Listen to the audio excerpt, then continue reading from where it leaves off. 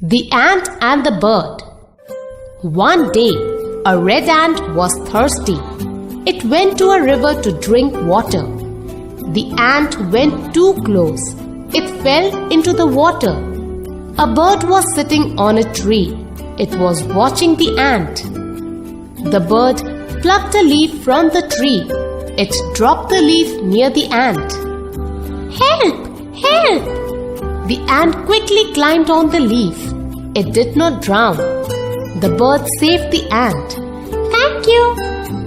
One day, the ant saw a man with a net under the tree.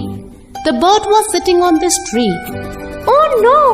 This man wants to catch the bird." The ant bit the man on his foot. The man threw the net down. The bird flew away. The ant saved the bird. Thank you, my friend.